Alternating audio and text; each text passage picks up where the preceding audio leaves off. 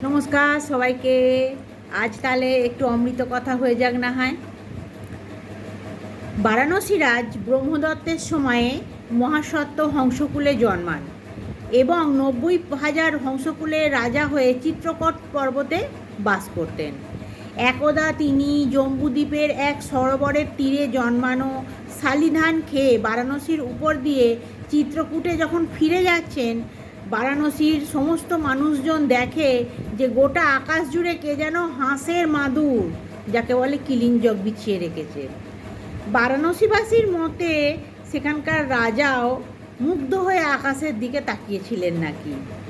যাই হোক, যুদ্ধবদ্ধ হংসকুলের অগ্রভাগে যে বলশালী হংসটি এগিয়ে চলেছেন তার প্রতি এক আকর্ষণ অনুভব করলেন তিনি।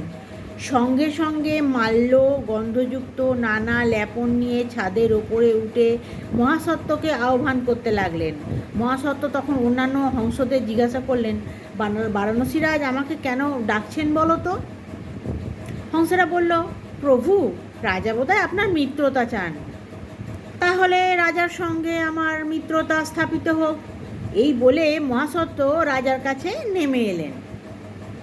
বারাণসীর রাজা আর হংসরাজ দুজনে দুজনকে সত্যকারের মিত্র রূপে জানলেন। এরপর বারাণসী রাজ যখন উদ্যানে ভ্রমণ করছেন, তখন হংসরাজ নিজের এক পাখায় তপ্ত হ্রদের জল এবং অন্য পাখায় চন্দনচূর্ণ এনে তাকে স্নান করালেন। এরপর থেকে রাজা সর্বদা আকাশের দিকে তাকিয়ে থাকতেন যে তার মিত্র কবে আসবে, সেই ভেবে তার অপেক্ষার প্রহর পার করতেন। এদিকে হংসরাজের দুই ভাই স্থির করল, আকাশে সূর্য দ্রুতগতিতে এক প্রান্ত থেকে অন্য প্রান্তে ধাবিত হতে থাকে, তাহলে আমরাও কেন সূর্যের মতো বেগবান হতে পারি না? পরীক্ষা করে দেখা দরকার, আমরাও তো বেগবান হতে পারি। তারা হংসরাজের কাছে অনুমতি নিতে গেলে হংসরাজ বললেন, সূর্য বড় শীঘ্র গতির, খুব দ্রুত ছোটে, তাই তার গতির সঙ্গে তাল মেলাতে তোমরা কখনোই পারবে না। হংসরাজের দুই ভ্রাতা গেল যুগন্ধর পর্বতের চূড়ায়। মহাসত্ত্ব তাদের দুজনকে না দেখে বুঝতে পারলেন তারা নিজেদের সিদ্ধান্তে অটল রয়েছে। তিনিও তাই চুপি চুপি যুগন্ধর পর্বতের উদ্দেশ্যে চললেন। পরদিন দুই ভাই সূর্য উদিত হওয়ার সঙ্গে সঙ্গে শুরু করলেন সূর্যের সঙ্গে তাদের উড়ান। মহাসত্ত্ব তাদের পিছন পিছন চললেন। দুই ভাইয়ের মধ্যে যে কনিষ্ঠ, সে সকাল হতেই ক্লান্ত হয়ে পড়ল প্রভাত শেষ হতে হতে। তার মনে হলো পাখার মধ্যস্থল যেন আগুনের মতো জ্বলছে। কনিষ্ঠটি দুবার টাল খেতেই মহাসত্ত্ব তার কাছে গিয়ে বলেন, ভাই, আমি আছি, তুমি ভয় পেও না।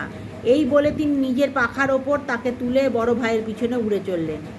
দ্বিতীয় জন মধ্যাহ্ন পর্যন্ত সূর্যের পিছনে ছুটল বটে, কিন্তু তারপরেই সে ক্লান্ত হয়ে পড়ল।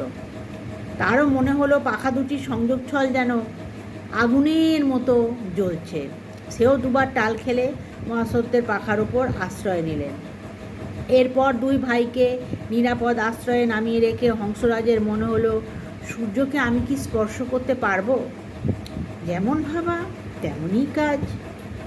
সঙ্গে সঙ্গে তিনি সূর্যের কাছে উপস্থিত হয়ে তার আগে পিছে ভ্রমণ করে আবার নিচে নেমে আসতে শুরু করলেন।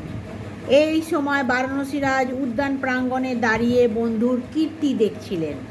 যেই হংসরাজ নিচে নেমে তার কাছে এলেন, বারাণসীরাজ সাদরে তাকে অভ্যর্থনা জানালেন। বন্ধু বললেন, রাজন, এ আর কি, আমার বেগ আরও তীব্র। কীরকম? রাজা জিজ্ঞাসা করলেন।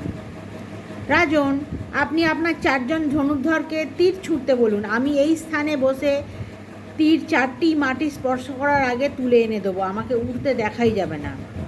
বাস্তবে তাই হলো। মুগ্ধ রাজা এবার জিজ্ঞেস করলেন, বন্ধু, বলতে পারো সর্বাধিক গতি কার? জ্ঞানী হংসরাজ উত্তর দেন, আয়ুর। জন্ম থেকে মৃত্যু এত দ্রুত কেটে যায়, জীব বুঝতেই পারে না।